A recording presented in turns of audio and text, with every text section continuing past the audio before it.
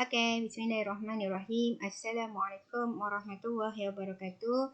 Baiklah, hari ini kita akan sambung pelajaran muamalat, iaitu dalam tajuk As-Salam. Kita dah belajar pun sebelum ni apa yang dimaksudkan dengan As-Salam, iaitu jual beli secara tempahan. As-Salam tu maksudnya jual beli secara tempahan. Okey. Jadi hari ni apa yang kita akan sambung ialah rukun As-Salam, syarat-syarat rukun As-Salam. Okey, rukun As-Salam ni ada 4. Tapi hari ini kita akan belajar 3 je. Okey, yang pertama Al-Aqidani, iaitu 2 orang yang berakad. Al-Aqidani maksudnya 2 orang. Alif nun dekat sini maksudnya ada 2 orang. 2 orang yang berakad. Siapa 2 orang yang berakad itu? Iaitu penempah. Penempah ini dipanggil Muslim dan orang yang menerima tempahan. Okey, yang kedua ini adalah orang yang menerima tempahan yang dipanggil Muslim ilahi. Disyaratkan bagi keduanya 3 perkara.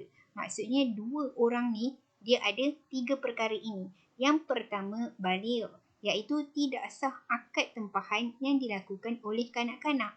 Yang pertama ni dia mesti baligh. Kalau kanak-kanak yang buat tempahan secara jual beli ini, makanya tidak akan sah. Yang kedua berakal. Berakal dekat sini maksudnya tidak sah jika dilakukan oleh orang gila atau orang yang bodoh. Orang yang bodoh ni kiranya dia paling bodoh, safeh. Dia memang tak boleh nak fikir. Dia otak dia tu memang tak boleh nak berfikir dengan baik. Maka dia tak boleh nak buat jual beli secara tempahan. Yang ketiga, dilakukan secara sukarela tanpa paksaan. Jual beli secara tempahan ni kena lakukannya secara sukarela, tak boleh secara paksaan. Okey, rukun yang kedua pula ialah as-sighah. As-sighah ini dipanggil ijab dan qabul. As-sighah ni ingat tahu, dia memang ada 2, iaitu ijab dan qabul. Sama juga. As-sighah ni ada juga dalam perkahwinan tau. Ijab dan qabul, iaitu lafaz yang menyatakan keinginan dari kedua-dua belah pihak. Disyaratkan padanya 5 perkara.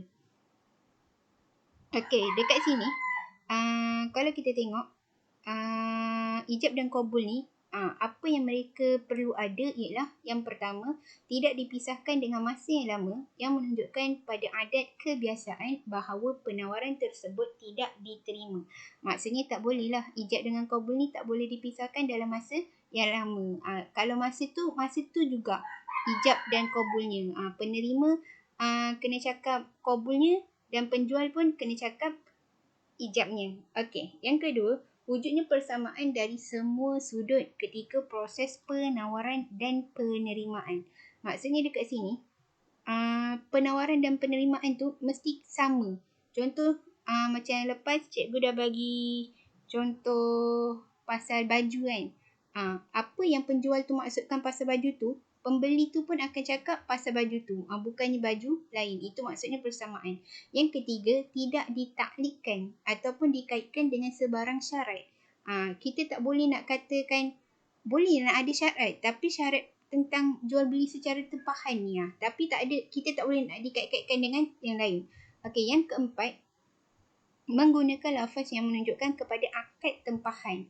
Contohnya, nak beli baju tu kan, kenalah cakap tempahannya. Contoh, awak nak beli baju, awak nak dapatkan baju tu berapa lama? Contohnya, dalam seminggu. Saya tempah baju ni dalam seminggu. Maka penjual tu pun kenalah sediakan baju tu selama seminggu. Mesti dah ada. Okey, yang kelima, tidak mengandungi khiyar, syarat, iaitu hak membatalkan akad dalam tempoh akad. Okey, dekat sini mula-mula lagi kita dah tempah baju tu.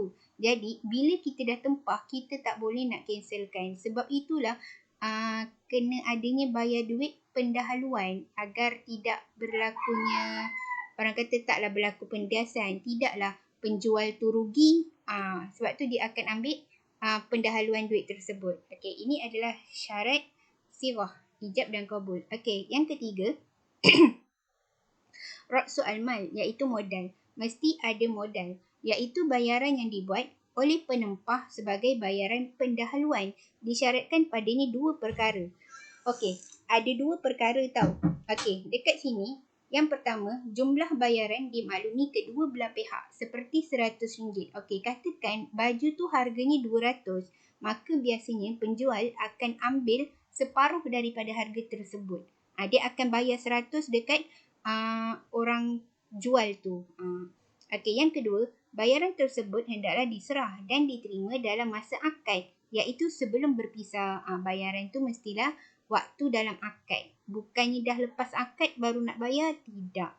Okey, manakala akad tempahan tidak sah jika dilakukan secara hutang. Bila akad dah lafazkan, maka tak bolehlah dilakukan secara hutang. Okey, wallahu a'lam bishawab. Hari ini itu sahaja yang kita akan belajar tentang muamalat. Jadi next time kita akan belajar lagi satu rukun, iaitu muslamu fihi, iaitu barang yang ditempah. Okey, sekian. Assalamualaikum warahmatullahi wabarakatuh.